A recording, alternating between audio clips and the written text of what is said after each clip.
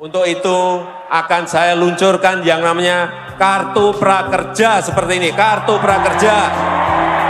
Gelombang pertama ini setidaknya akan direkrut sebanyak 164.000 peserta. 600.000-nya utuh ya? Betul. Tidak berkurang ₹1 pun? Tidak skill ya? Menambah skill, menambah penghasilan juga, menambah pemasukan juga. Berarti itu yang saya benar-benar dapatkan. ada manfaat Kalau yang keterampilan kita, skill kita tiap hari tidak kita perbaiki, hilang kita. Zaman silih berganti, teknologi makin canggih, harus banyak berlatih, beradaptasi tanpa henti. Bila sukses pun kau raih, jangan sampai tinggi hati. Gagal janganlah frustasi, jangan sampai iri hati. Indonesia sekarang ini punya kartu prakerja, banyak pelatihan untukmu yang telah tersedia. Yakin kita pasti bisa. Di dunia semakin digital ini, angkatan kerja kita perlu dipersiapkan dengan pelatihan vokasi yang relevan. Lewat program Kartu Prakerja, kita sama-sama mewujudkan angkatan kerja yang unggul. Ayo siap dari sekarang. Kita bisa capai cita-cita, hadapi setiap tantangan hidup. Kita bisa raih mimpi-mimpi, tetap berdiri di kaki sendiri. Kita bisa capai cita-cita, hadapi. Mereka yang berhasil tidak hanya berani untuk memulai, namun juga punya kegigihan untuk bangkit setiap kali gagal. Dan pastinya semua memiliki harapan bahwa hari esok yang lebih baik harus diperjuangkan mulai dari hari ini. Berdiri di kaki sendiri. Ya, pemirsa, program Kartu Prakerja diluncurkan pemerintah sejak April 2020 yang menyasar para angkatan muda untuk siap terjun ke dunia kerja. Dan di masa pandemi COVID-19 kemarin, program Kartu Prakerja ini sempat berubah skema menjadi semi bansos bagi para penerima manfaatnya. Hampir 3 tahun program ini berjalan, pemerintah akan melanjutkan kembali program Kartu Prakerja ini di tahun 2023 dengan mengubah kembali ke skema skema normal dengan fokus pada peningkatan skill angkatan kerjanya untuk menjawab tantangan dunia kerja saat ini dan tentunya juga tren dunia kerja saat ini. Indonesia Bicara malam ini akan membahas lebih jauh tentang program Kartu Prakerja untuk menjawab tantangan dunia kerja. Saya akan membahasnya langsung dengan Menteri Koordinator Bidang Perekonomian Bapak Airlangga Hartarto selaku Ketua Komite Kerja. Saya akan sapa terlebih dahulu. Selamat malam Pak Airlangga, apa kabar? Selamat malam Mbak Happy, alhamdulillah. Sehat Pak? Sehat. Baik, dan selain Pak Menko juga hadir bersama kami Rektor Universitas Indonesia Pak Ari Kunchoro. Selamat malam Pak Ari, apa kabar? Sehat? Ya, sehat. Baik, saya akan langsung ke Pak Menko. Ya. Bicara tentang dunia kerja, Pak Menko, tidak terlepas dari program Kartu Prakerja ini menjadi flagship program dari Kemenko Perekonomian. Boleh dijelaskan Pak Menko sebenarnya bagaimana program Kartu Prakerja ini bisa menjawab tantangan dunia kerja saat ini? Ya, pertama tentu kita lihat Kartu Prakerja itu dimanfaatkan saat pandemi COVID. Jadi tentu dalam 2,5 tahun ini Kartu Prakerja hadir di tengah kekosongan pendidikan saat terjadi COVID, itu work from home. Sehingga dengan adanya Kartu Prakerja, itu lebih dari 15 juta masyarakat bisa menikmati pelatihan secara online. Dan kedua, skemanya memang dirubah dari pelatihan menjadi semi bansos. Semi bansos artinya apa? Jumlah yang bantuan lebih besar dari jumlah training. Nah, pada saat dia akan skema normal, biaya education lebih tinggi daripada bansosnya. Karena bansosnya nanti hanya untuk pengganti transportasi. Sehingga lebih banyak pendidikan, dan pendidikannya juga tidak hanya online, tetapi hybrid, jadi ada yang fisik juga. Pak Menko, kan sudah hampir 3 tahun berjalan program Kartu Prakerja ini dan telah berhasil menjalankan misi ganda. Jadi selain peningkatan skill sekaligus juga sebagai bantuan sosial kemarin selama pandemi. Sekarang ini sebenarnya sudah berapa banyak Pak Menko yang mendaftar Kartu Prakerja ini, berapa kemudian yang diterima, dan mereka ini dari mana saja? Ya, yang daftar itu lebih dari 40 juta. Kemudian yang diterima itu sekitar 16,4 juta. Nah, dari situ semuanya itu dari 514 kabupaten kota.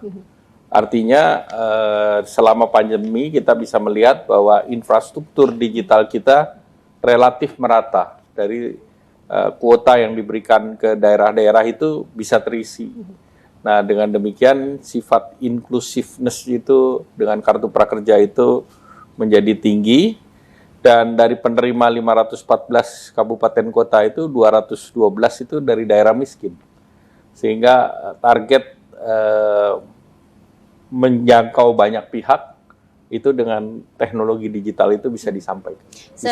Baik, saya menangkap ada kata kunci inklusif, Pak Menko. Ya. Kita akan lihat tayangan berikut ini bagaimana kartu prakerja ini secara inklusif menjangkau masyarakat, pemirsa. Kita saksikan bersama.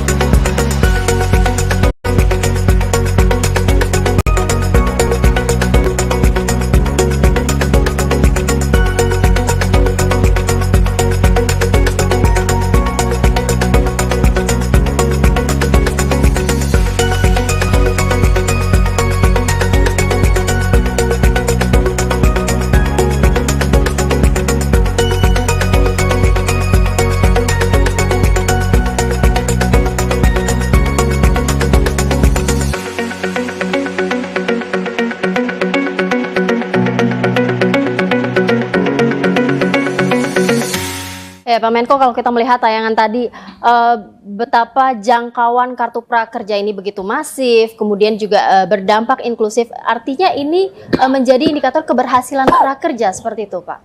Iya, karena ini adalah salah satu atau bahkan satu-satunya program yang jangkauannya sangat luas.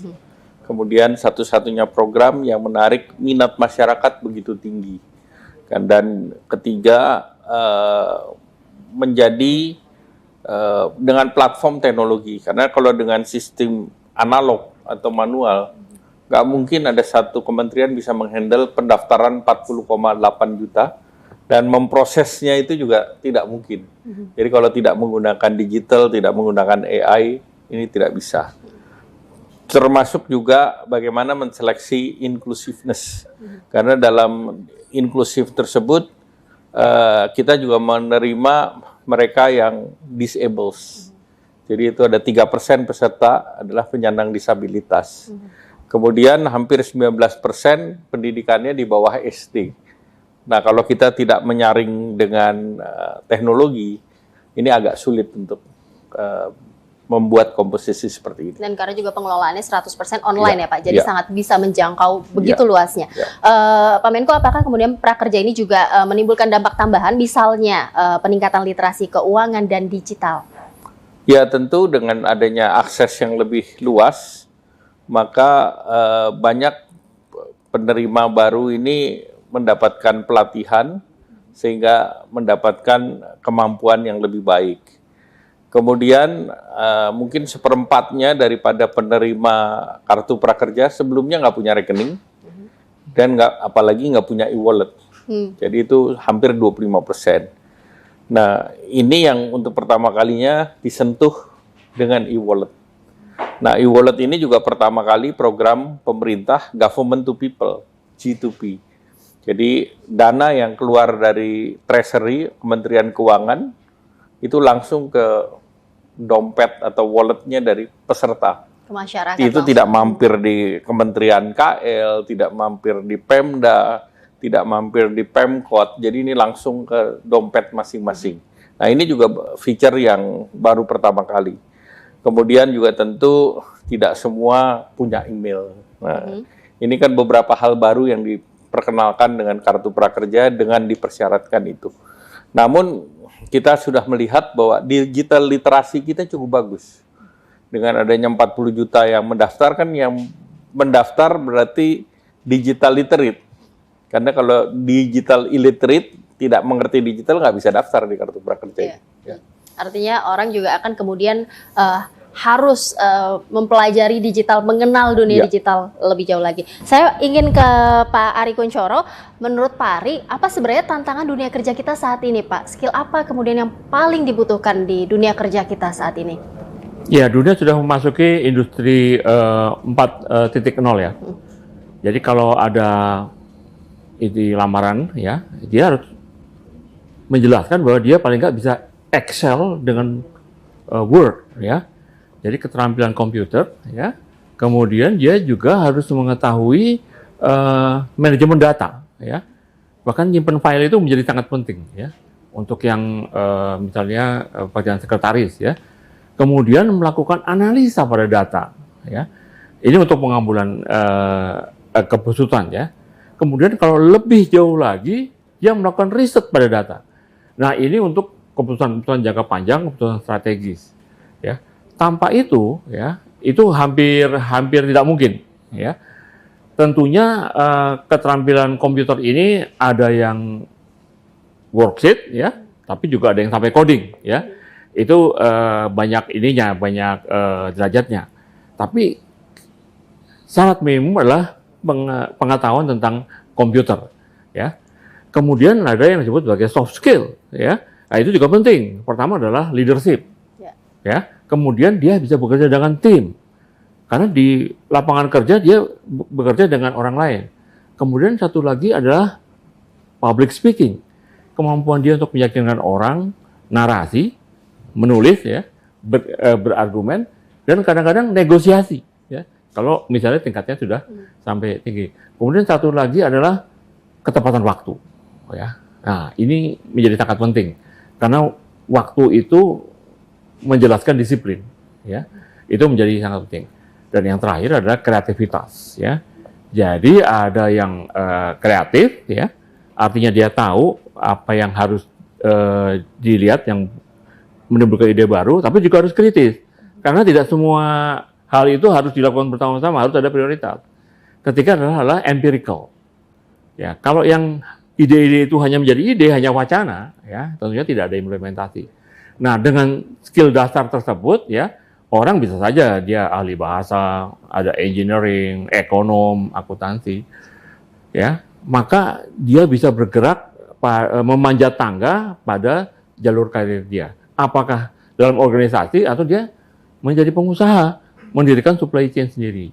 Jadi itu adalah yang membedakan dengan yang dulu. Ya, tidak terikat pada harus kerja di perusahaan. Dia bisa membentuk rantai pasokan tersendiri. Ya, itu bedanya dengan bahkan zaman bisa dulu. membuka lowongan kerja sendiri begitu. Ya, menciptakan pekerjaan sendiri. Menciptakan pekerjaan sendiri. Baik, Pak Arya, dia menarik.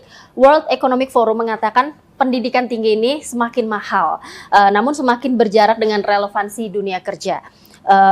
Akibatnya perusahaan ini semakin kurang mempertimbangkan ijazah dan lebih melihat skills yang dikuasai pelamar. Dan di Indonesia ini ada 3.000 lebih perguruan tinggi.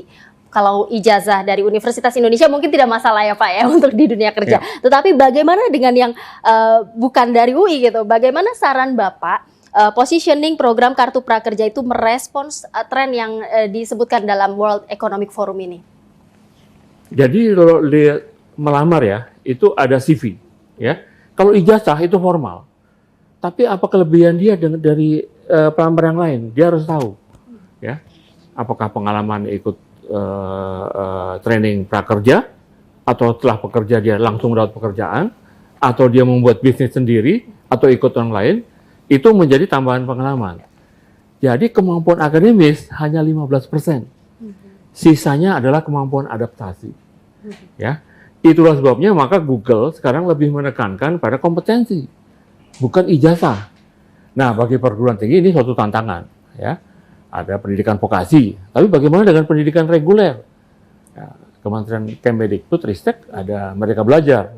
Jadi sebelum mereka ke dunia kerja diperkenalkan dulu. Jadi kan ada proses adaptasinya, jadi tidak terlalu lama, ya. Baik. Jadi ini salah satu solusinya, ya. Mempercepat adaptasi kepada dunia nyata. Ya, karena kalau tidak maka pendidikan tinggi menjadi tidak relevan, itu yang ditakutkan, ya. Ya. Makanya sekarang kami sudah melihat trennya, ya, kita lihat alumni-alumni mana yang berjaya ya. Ya kita lihat dulu track record-nya gitu, mungkin IPK-nya tidak 4 ya, IPK-nya 3,5 ya, cukup pintar. Tapi yang pintar adalah bagaimana dia bisa communication skill ya, kemudian negosiasi. Nah, itu yang menjadi keahlian yang dibutuhkan untuk membuat ijazahnya itu benar-benar berguna. Ijazah saja itu hanya formal. Portofolionya semakin baik. Untuk itu skill, soft skill itu juga sangat penting. Soft skill dan ada hard skill. Dan didukung oleh tadi, program kartu prakerja ini. Kita akan bahas sebenarnya skemanya yang baru ini yang berubah apa di tahun 2023 nanti. Tapi setelah jeda berikut ini, pemirsa jangan kemana-mana, tetaplah bersama kami di Indonesia Bicara.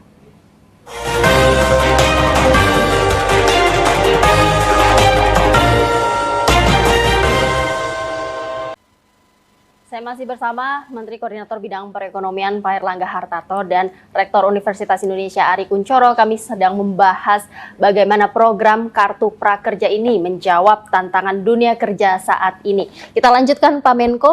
Tahun 2023 program Kartu Prakerja akan dilanjutkan, tetapi skemanya berubah. Kalau kemarin kan skema semi bansos, ini akan menjadi skema normal. Sebenarnya apa arti dari skema normal ini dan mengapa perlu dirubah? Ya, kalau skema normal kembali kita membuat pelatihan untuk meningkatkan kompetensi.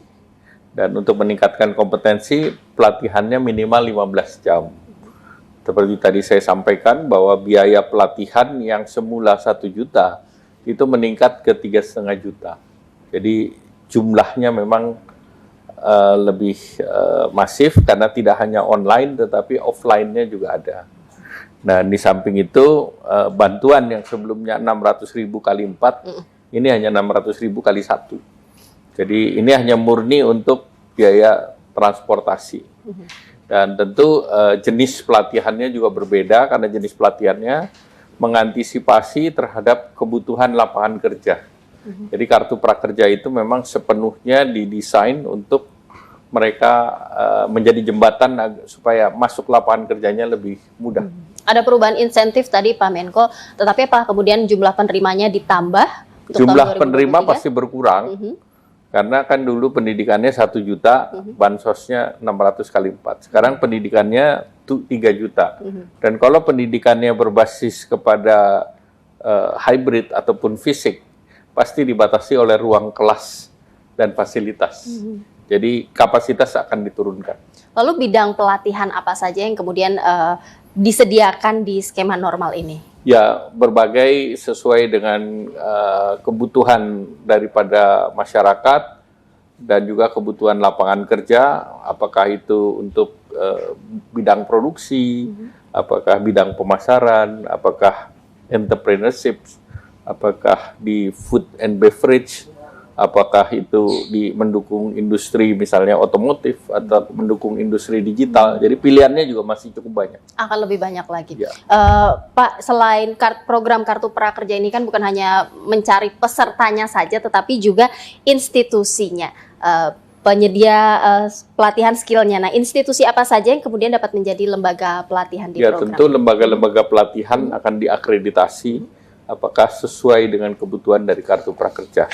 Nah, tentu dengan mekanisme akreditasi ini diharapkan yang menjadi mitra Kartu Prakerja adalah mitra-mitra yang kompeten yang bisa digunakan untuk melakukan pelatihan. Bagaimana caranya Pak mereka? Caranya ada kurasi nanti dari manajemen Kartu Prakerja membuat kurasi tersebut. Lalu kapan kemudian pendaftaran program Kartu Prakerja skema normal ini dibuka Pak? Itu namanya TBA, to be announced. Di triwulan pertama 2023. Yang jelas akan ada di triwulan pertama tahun 2023. Tapi kita semua masih menunggu ya tentunya, apalagi para angkatan muda yang siap bekerja nih. Siapa kemudian yang boleh mendaftar program Kartu Prakerja ini di tahun 2023? Kartu Prakerja ini kan diarahkan kepada usia produktif. Tapi tentu di Indonesia ini kita masih melihat umur produktif itu 18 sampai 64 tahun. Jadi itu masih bisa, dan karena ini bukan bansos, maka penerima bansos pun boleh ikut. Jadi artinya ini murni untuk reskilling dan upskilling. Nah, harapannya tentu mereka yang ikut itu bisa masuk ke lapangan kerja atau bisa menjadi masyarakat yang mandiri atau menjadi entrepreneurs. Pak, ini ada pertanyaan lagi bahwa di skema normal nanti seperti yang Pak Menko tadi sudah sebutkan, insentifnya akan diturunkan. Tadinya sebelumnya 600.000 kali 4 jadi hanya 600.000 kali 1 saja gitu. Artinya turun. Nah, tapi biaya pelatihannya tadi Pak Menko bilang akan diperbesar. Ada kontra di sini, ada yang menuduh jangan-jangan ini akal-akalan pemerintah saja untuk memperkaya lembaga pelatihan. Bagaimana Pak Menko mengkonfirmasi ini? Ya tentu kan kita namanya pembelajaran itu ada biaya yang terasosiasi dengan pembelajaran. Nah, pembelajaran apalagi nanti jumlah jamnya lebih besar, 15 jam. Kemudian juga ada pelatihan fisiknya. Pelatihan fisik kan berarti kalau untuk skills itu pasti butuh alat-alat bantu. Jadi memang yang namanya pelatihan kan yang dihitung biaya pelatihan. Sedangkan kemarin semi bansos memang bansosnya yang didorong. Nah karena ini kembali ke pendidikan, biayanya adalah biaya pelatihan. Dan pelatihan ini kan short course, pelatihan jangka pendek. Karena memang akan lebih difokuskan kepada peningkatan skill. Pak Ari, dengan adanya pergeseran dari semi bansos ke skema normal ini, apakah ini akan menjawab kebutuhan di masyarakat, Pak Ari? Ya, kalau kita lihat pola pemulihan ekonomi Indonesia ya, triwulan pertama, kemudian kemarin triwulan kedua 5,44, kemudian 5,72, itu ada beberapa sektor yang tumbuhnya di atas PDB kita, yaitu transportasi jelas ya, karena ada mobilitas yang pulih, kemudian akomodasi dan restoran, ya, pariwisata. Kemudian satu lagi adalah perdagangan dan kemudian manufaktur, ya, terutama industri makanan. Dan yang menarik itu diiringi dengan pertumbuhan sektor infocom. Berarti ada sinergi dari offline dan online. Ini legacy dari pandemi. Jadi yang tadinya marketingnya online, ya, dia bisa sekarang pergi offline. Dan yang offline sekarang dia bisa menjadi online. Nah, semi bansos sendiri itu adalah situasi kedaruratan ya. Harusnya bansos dan pelatihan skill itu terpisah, yang disebut sebagai spiriting equilibrium. Tapi dalam kondisi kedaruratan, di mana perekonomian membutuhkan daya dorong, karena seperti pesawat, ya, kalau terlalu pelan dia bisa stall, maka itu bisa digabung. Tapi ketika pertumbuhan mencapai 5,72%, sisi produksi, sisi pasokan itu harus dibangun. Dan kalau lihat dari pola pemulihannya, itu adalah orang yang tadinya di rumah ya, barangkali itu perlu keluar ya, sekarang harus ada produsennya ya. Nah, jadi ini sesuai dengan menu-menu dari prakerja itu, yang diantaranya adalah mengajarkan skill-skill yang modern ya, perdagangan, akomodasi dan restoran ya, kemudian ya jelas manufaktur itu bisa dilakukan digitalisasi, baik marketing maupun juga pada saat produksi, ya. Dan kemudian juga bansos itu perlu dipisahkan karena nanti ya kita nggak tahu ada shock perekonomian lagi, perang Ukraina Rusia belum selesai, jadi diperlukan targeting, ya, bahwa penerima bansos itu harus benar-benar orang yang berhak, ya. Itu memudahkan ya. Kalau bercampur itu akan menjadi sukar. Jadi sebenarnya merencanakan ke depan ya, dengan situasi-situasi yang terjadi sekarang, ada prospek, ada resiko, ada ketidakpastian ya. Jadi semuanya ini mencoba dikembalikan tapi dengan konsep cautious optimism, optimisme yang berhati-hati. Lebih optimis begitu ya. Pak Ari, dengan adanya pro kontra transisi skema ini, bagaimana kemudian cara yang tepat untuk mengedukasi publik kita? Cerita sukses. Ya.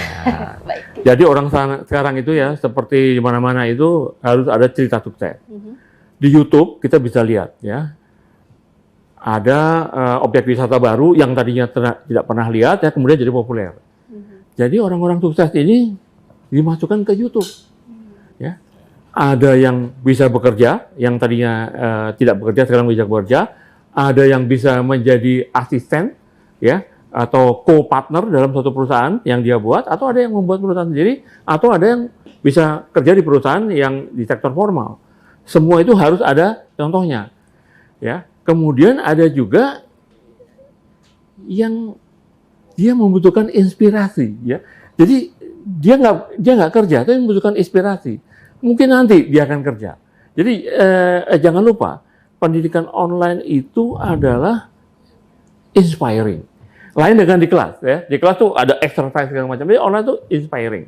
Itu yang harus, karena menjadi kreatif itu, ya, itu harus ada pemicunya, ya. Dan biasanya pemicunya macam-macam. Gara-gara lihat film, ya, misalnya Eat, Pray, and Love, ya, jadi Julia Roberts, ya, atau AADC 2, ya. Ini harus dipicu, ya. Jadi saya lihat, ya, di sini bahwa edukasi publik itu harus dilakukan dengan cara yang populer juga, ya. Saya rasa mekanismenya tadi saya bukan YouTube, ya, cerita sukses. Platform digital, tapi kuncinya tadi cerita sukses dan inspiratif seperti inspiratif, itu. Baik, tentunya kita juga ingin mendengar cerita sukses dari mereka yang pernah mendapatkan program Kartu Prakerja. Tetapi nanti setelah pesan-pesan berikut ini, pemirsa jangan kemana-mana, tetaplah bersama kami di Indonesia Bicara.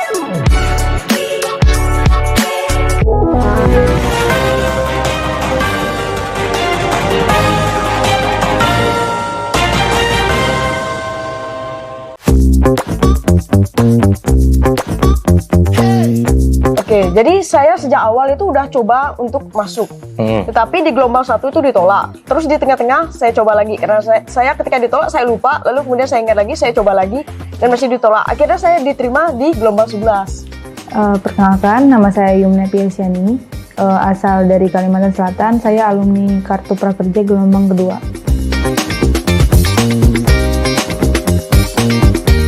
Jadi akhirnya saya memilih mengambil program ini sekalian mendapatkan pelatihan, karena selama SMA juga belum pernah dapat pelatihan yang resmi gitu, paling ya ikut yang pelatihan 1 hari 2 hari gitu tanpa sertifikat yang jelas. Akhirnya saya mengambil program ini karena saya lihat program ini juga diampuni oleh pemerintah gitu. Jadi setelah saya mendapatkan sertifikat ini tadi, kan udah resmi nih dari pekerjaan. Saya agak kebanjiran job itu di tahun 2021, karena saya kalau nggak salah ambil ini di tahun 2020 akhir kalau nggak salah, karena di awal. Terus di pertengahan itu saya agak banjiran job, sampai beberapa itu saya tolak karena saya udah sibuk. Aku ngambil 2 pelatihan itu, alhamdulillah aku dua-duanya lulus gitu. Nah terus aplikasinya itu aku gunain kan buat ngelamar kerja. Alhamdulillah bulan itu juga aku langsung diterima.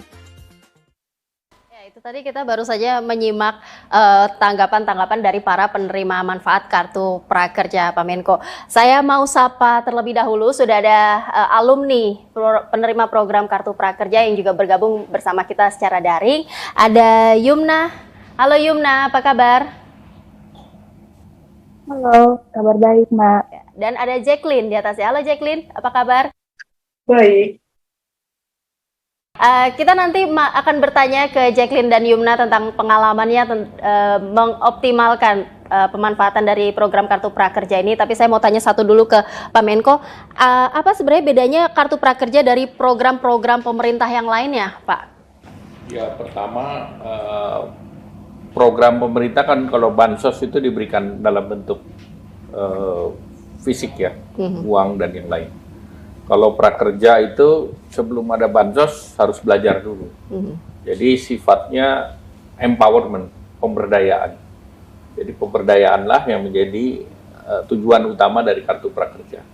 Nah tentu dengan pemberdayaan diharapkan masyarakat bisa beraktivitas secara produktif. Ya, artinya juga membentuk masyarakat kita lebih mandiri bukan sih Pak? Jadi lebih memupuk skill terlebih dahulu untuk kemudian berdaya seperti itu. Baik, kita akan ke Yumna dan Jacqueline, di sini ada Pak Menko, Pak Erlangga. Pak Menko bisa sapa Yumna dan Jacqueline, Pak, silakan. Mbak Jacqueline sekarang kerjanya apa? Tadi saya dengar banyak pekerjaan ditolak. Nah, sekarang ngerjain apa, Mbak? Jadi sekarang saya merupakan seorang mahasiswa di Universitas Tanjung Pura. Saya juga merupakan seorang freelancer. Ya, saya seorang penerjemah, seorang desainer grafis dan sebagainya. Kadang-kadang saya interpreter dan kadang juga saya jadi tour guide, tapi nggak selalu, gitu Pak. Freelancer dan desain grafis. Jadi kerjanya semua part time ya, Mbak Yuma? Nggak bisa dibilang part time sih, soalnya karena saya kuliah juga sibuk ya. Jadi saya tuh nge-freelance. Freelance ini bebas waktunya, tapi saya usahakan nggak ganggu waktu kuliah saya gitu, nggak part time. Mbak Yumna belajarnya apa nih? Kelihatannya belajarnya yang sulit-sulit nih. Belajar coding itu dasarnya apa nih, Mbak?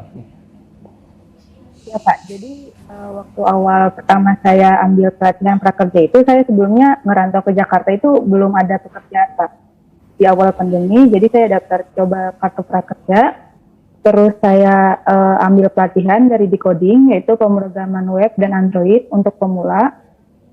Saya menyelesaikan pelatihan modul-modulnya, terus alhamdulillah dapat sertifikat. Nah, sertifikatnya itu saya gunakan untuk mendaftar pekerjaan, untuk memulai karir saya di Jakarta, dan alhamdulillah saya udah bekerja sebagai programmer Pak sekarang. Wow, luar biasa. Jadi sertifikat prakerja laku nih, Mbak Yuma? Iya Pak, alhamdulillah Pak. Alhamdulillah. Seperti dikatakan Pak Ari tadi, ini salah satu cerita sukses dan inspiratif ya Pak ya. Iya. Kartu prakerja laku gitu. Iya. Sampai tadi Mbak Jacqueline aja terlalu banyak job ya, sampai harus ditolak-tolak. Oke, Mbak Yumna dan Mbak Jacqueline, mumpung ada Pak Menko di sini, ada yang mau ditanyakan tidak ke Pak Menko? Mbak Yumna, ada yang mau ditanyakan? Ya, pertanyaannya paling berarti untuk kedepannya itu prakerja untuk new normal ya Pak, berarti untuk apa? Pelatihan-pelatihannya itu masih bisa online atau sudah mencakup offline-nya Pak? Kalau misalnya pelatihan IT gimana tuh Pak? Kalau sekarang hybrid, jadi ada yang online, ada yang offline. Nah tentu karena salah satu yang penting kan dari belajar juga networking. Mungkin networking bisa terbantu dengan pertemuan-pertemuan yang sifatnya offline. Baik, saya ingin tanya ke Mbak Yumna, apa sebenarnya sih Mbak alasan Mbak Yumna ini kemarin mengikuti program Kartu Prakerja ini? Motivasinya tuh apa? Yang jelas motivasi saya kan waktu awal emang belum dapat pekerjaan, terus saya juga dapat informasi dari sosial media kalau Kartu Prakerja launching, jadi langsung tuh saya daftar, saya coba langsung lulus, alhamdulillahnya lulus di gelombang kedua, terus saya mau cari ikut pelatihan yang menunjang upskilling saya di bidang IT. Nah, terus saya menemukan pelatihan tersebut dan saya mengikuti pelatihan sampai saya upskilling dan mendapatkan sertifikat yang mana berguna untuk pekerjaan saya sekarang. Waktu itu dapat informasinya dari mana tentang Kartu Prakerja ini? Dari sosial media Instagram sih Mbak. Kalau Mbak Jacqueline gimana? Tadi kita dengar sudah sampai berkali-kali mencoba, gagal sampai akhirnya baru diterima di gelombang ke-11. Itu seperti apa ceritanya? Oh ya, jadi itu kan sejak diluncurkan pada bulan April 2020, tanggal 11 itu, saya udah daftar di awal gitu. Nah, tapi ketolak terus. Kadang saya nggak tahu kenapa ketolak, tapi ya saya coba-coba aja. Akhirnya di gelombang 11 keterima gitu. Baik, saya ingin kembali lagi ke Pak Menko. Pak Menko, artinya program Kartu Prakerja ini apakah bisa menjamin mereka penerima manfaatnya langsung mendapatkan pekerjaan? Pertama, program prakerja itu memfasilitasi supaya yang ikut bisa dapat pekerjaan. Tetapi tentu dalam bekerja itu kan ada faktor subjektivitas juga. Sehingga tentu jamin-menjamin itu tidak ada. UI saja tidak menjamin, Pak Rektor tidak menjamin mahasiswanya bisa bekerja. Gitu. Yeah. Tetapi yang kita dorong adalah mereka mempunyai skill bertambah kemampuannya. Sehingga opsi untuk bekerjanya lebih luas. Nah, opsi itu adalah kesempatan. Jadi program Kartu Prakerja ini membuka akses kepada lapangan pekerjaan. Seperti tadi Mbak Yumna kan luar biasa. Yang diambil bukan pelajaran yang mudah, pelajaran yang sangat sulit, yaitu yang namanya coding. Dan dengan mengambil pelajaran coding, terbuka kesempatannya untuk bekerja di programming. Nah, programming ini kan nggak sembarang orang bisa. Nggak semua mahasiswa juga bisa menjadi programming.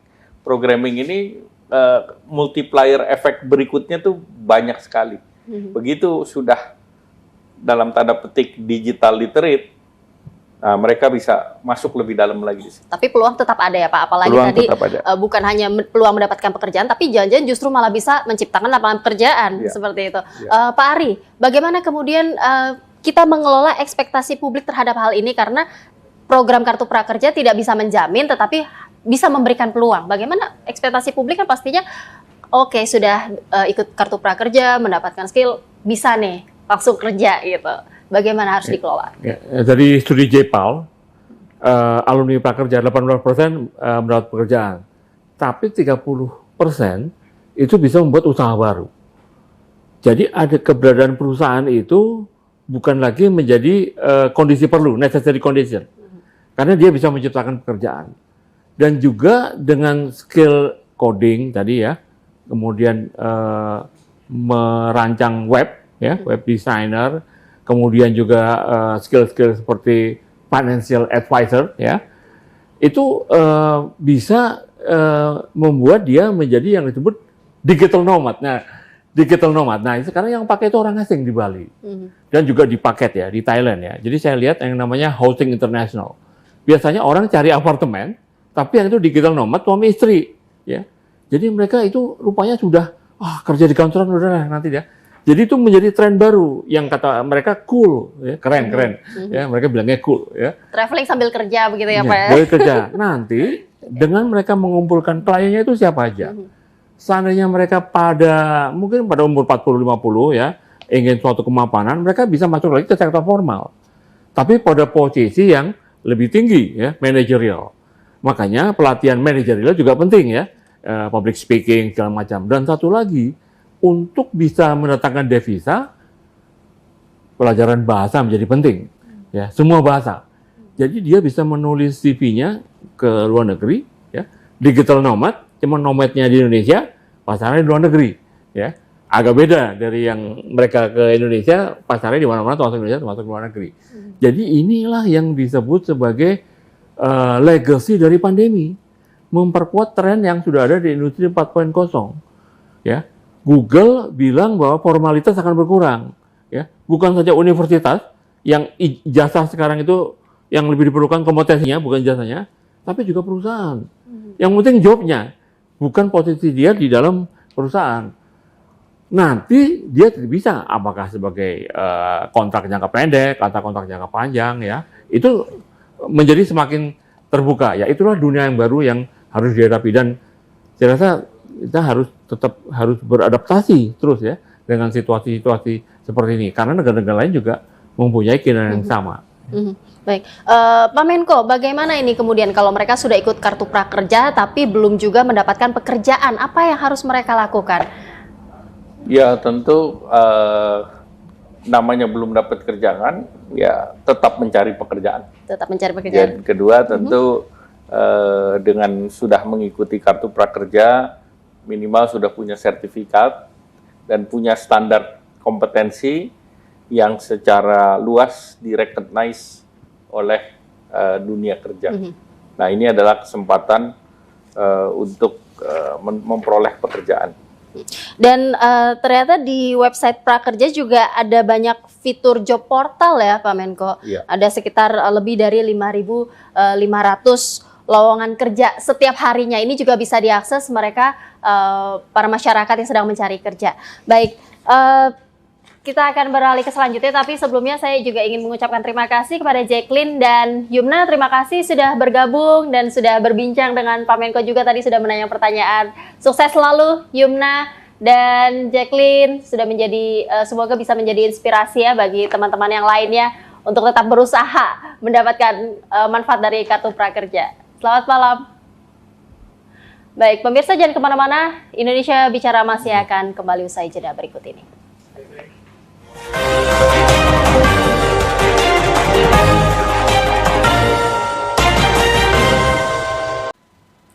Terima kasih Anda masih bersama kami di Indonesia Bicara. Malam ini khusus membahas program Kartu Prakerja. Masih bersama saya, Menteri Koordinator Bidang Perekonomian Pak Erlangga Hartarto dan Rektor Universitas Indonesia Pak Ari Kunchoro. Pak Menko, saya ingin klarifikasi dari Bapak, program Kartu Prakerja selama ini kan seperti yang tadi kita bahas bersifat semi bansos dengan insentif 600.000 kali 4 bulan. Dan banyak orang yang mengikuti program Kartu Prakerja ini karena motivasi ini gitu, motivasi mendapatkan insentif tersebut gitu. Nah, dengan berubahnya skema ini, bagaimana kemudian dengan prospek Kartu Prakerja ke depannya gitu? Kalau misalnya motivasi awal mereka adalah mendapatkan insentif bukan keterampilannya, apa pandangan Pak Menko? Sah-sah saja, karena mereka untuk mendapatkan insentif harus belajar. Kalau mereka nggak lulus, nggak bisa dapat insentif. Jadi ini adalah salah satu faktor pemaksa orang untuk belajar. Nah, begitu belajar ternyata banyakan lulusan itu ya keterusan. Menjadi, kalau nggak punya passion untuk belajar nggak bisa ikut Kartu Prakerja. Karena itu harus belajar sendiri, harus punya keuletan, dan harus bisa mengikuti. Karena belajar online itu lebih dalam tanda petik tidak sesederhana belajar offline. Kemudian yang kedua, kita lihat ada alumni yang menjadi entrepreneurs, ada alumni yang bisa bekerja, dan dari hasil survei BPS juga yang mengikuti pelatihan itu meningkat dalam 1 tahun dari 10% di tahun 2020, naik 6% di 2022. Jadi ini survei oleh BPS terkait dengan Sakernas, ini merupakan suatu lompatan jumlah yang tinggi. Pak, dana yang dialokasikan di program Kartu Prakerja ini kan besar. Apakah secara ekonomi kemudian hasil yang diperoleh dari program ini sebanding dengan biayanya? Ya, tentunya pemerintah mengeluarkan gerojokan bansos kan besar. Ada yang untuk BBM, ada yang untuk sembako, ada banyak hal. Nah, khusus kalau prakerja ini kan untuk menampung mereka yang terkena pandemi COVID ter-PHK, atau mereka yang belum, mereka mendapatkan pendidikan tetapi mismatch dengan lapangan kerja, sehingga ini merupakan sebuah jembatan. Dengan jumlah peserta yang sudah belasan juta, itu jelas pemerintah hadir di dalam memberikan pemberdayaan untuk retraining dan reskilling. Dan ini sudah diakui oleh UNDP, bahkan masuk di dalam portal mereka, dan juga di berbagai lembaga internasional, baik itu World Bank, itu mereka mengapresiasi pola Kartu Prakerja ini yang bisa direplikasi di negara lain. Tidak banyak negara yang bisa menyelenggarakan pendidikan dan pelatihan untuk future of works dengan model Kartu Prakerja. Baik. Pak Ari, ganti presiden, otomatis ganti program biasanya ya. Apakah menurut Pak Ari, program Kartu Prakerja ini kemudian nanti perlu dilanjutkan di tahun 2024? Ya. Nah, dunia penuh ketidakpastian, Mbak. Ada COVID, belum selesai COVID, ada konflik Ukraina-Rusia. Ke depan kita nggak tahu. Ya, salah satu inovasi pada saat Indonesia terkena pandemi adalah PPKM. Ini namanya kebijakan publik yang bukan hitam putih, lockdown atau dibuka, tapi parameter, ya, parameter. Prakerja itu adalah kebijakan yang menggabungkan antara untuk welfare, ya, untuk bansos, ya, dengan untuk mengembangkan skill. Ya, ini digabung, ya, saya bilang tadi, ini yang harusnya spiriting equilibrium menjadi pooling equilibrium. Nah, yang seperti ini merupakan suatu pembelajaran kebijakan publik. Siapa tahu, kita nggak tahu ya, ada konflik lainnya, ada pandemi lainnya, ada bencana alam. Jadi saya rasa ini perlu dilestarikan, terutama ya kami ya akademisi, sebagai suatu pembelajaran bagi kebijakan publik, kalau siklus seperti ini terulang lagi di masa depan. Jadi ganti presiden, ganti program, tidak. Nah, inilah pembelajaran yang didapatkan bagaimana pandemi dan konflik geopolitik itu waktunya berdempet ya. Ini jadi pembelajaran untuk ke depan. John Hopkins sudah memberikan pujian kepada Indonesia ya. Ini nanti kartu prakerja tadi sudah Pak Menko sudah menjelaskan ya.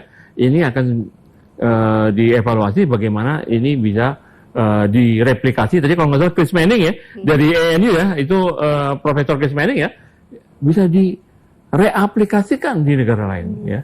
Nah, inilah yang bisa kita ambil pelajaran dari kartu prakerja ini. Baik, ya. Pak Ari sangat mendukung agar program kartu prakerja ini terus dilanjutkan. Gitu. Ya. Karena memang ada skill-skill atau kemampuan-kemampuan yang tidak didapatkan di pendidikan formal kan ya Pak ya? Ya. Baik, Pak Erlangga, bagaimana tips untuk generasi muda yang tidak berada di ibu kota? Bagaimana mereka bisa tetap memanfaatkan pelatihan program kartu prakerja? Ya, pertama saya luruskan pertanyaannya dulu. Karena kartu prakerja tidak pernah didesain untuk di ibu kota. Tidak hanya di ibu kota saja. Iya, jadi kartu prakerja di 514 kabupaten kota. Jadi oleh karena itu inklusif. Semua punya kesempatan. Sejauh generasi muda mau menjadi belajar terus-menerus. Lifelong learning. Karena dengan situasi yang tidak pasti, dengan perubahan yang begitu cepat, dengan revolusi industri keempat yang pemerintah, waktu itu saya di perindustrian dan Pak Presiden luncurkan di 2018, ini kan mengantisipasi ke depan. Dan antisipasinya ternyata sangat pas dengan pandemi COVID. Ini diakselerasi. Jadi seperti sekarang, digital itu waktu kita bikin studi 2018, di tahun 2025 itu adalah 250 billion US dollar hanya di Indonesia. Ternyata di fast forward 3 tahun. Di tahun 2022 itu sudah sekitar 200 billion. Jadi ini ada percepatan daripada kesiapan. Nah, khusus untuk prakerja ini adalah untuk kebanyakan masyarakat. Karena kita tidak bisa hanya menyediakan mereka yang mampu belajar di UI, mampu belajar di UGM, mampu belajar di berbagai universitas. Kita mau ini semua bisa belajar ini, tentu levelnya berbeda. Tapi ini adalah akses. Kalau istilah Profesor Pak Rektor ini Prof. Ari, eye opening. Jadi begitu dia buka, dia punya minat, dia bisa menggali terus. Bisa masuk terus. Nah, oleh karena itu kartu prakerja kita desain untuk membuat optimis dan membuat keuletan. Tadi Mbak Yumna itu dia belajar yang 11 kali ikut ujian. Jacqueline. Nah, ujian 11 kali itu memunculkan yang namanya keuletan. Resilience. Kalau dia sekali aja nyerah udah selesai. Tapi karena dia udah nyoba sampai 11 kali, saya yakin dia menjadi pelajar yang luar biasa. Tangguh. Tadi terbukti dia serius sekali. Mereka yang udah 11, 12 kali, bahkan ada yang lebih, itu serius sekali mereka belajar dan hampir hasilnya adalah mereka itu berhasil. Nah, itu yang akan dibina oleh pendidikan sejenis kartu prakerja. Baik, artinya jangan mudah menyerah. Asa. Terus berupaya. Mencoba gitu. Meskipun tadi sampai 11 kali ya baru terima di gelombang ke-11. Baik, terima kasih banyak Pak Erlangga Hartarto, terima kasih banyak Pak Ari Kunchoro sudah berbagi pencerahan juga pengetahuan bersama kami semua di Indonesia Bicara malam ini. Sukses selalu dan sehat selalu. Pemirsa, penjelasan tadi sangat menarik sekali tentang kartu prakerja yang memberikan banyak manfaat untuk para angkatan kerja kita yang sudah siap untuk mencari pekerjaan, terjun ke dunia kerja. Tadi kita sudah bahas tentang bagaimana tren-tren dunia kerja, bagaimana juga program kartu prakerja ini bisa menjawab tantangan dunia kerja saat ini.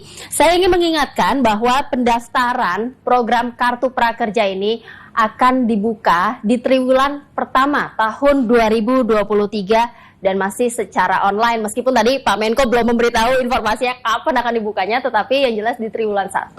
Jadi pemirsa, masyarakat, publik bisa terus memantau akun resmi Instagram Prakerja karena segala informasinya akan ada di situ ya Pak Menko ya. Baik, dan sementara untuk lembaga pelatihan bisa mendaftar melalui platform digital Prakerja. Baik, sekali lagi saya ingin mengucapkan terima kasih Menko Bidang Perekonomian Pak Erlangga Hartarto dan Rektor Universitas Indonesia Pak Ari Kunchoro. Salam sehat selalu dan selamat malam. Pemirsa, demikian Indonesia Bicara malam ini. Saya Happy Guritman mewakili seluruh kerabat kerja yang bertugas mengucapkan terima kasih atas kebersamaan Anda. Sampai jumpa.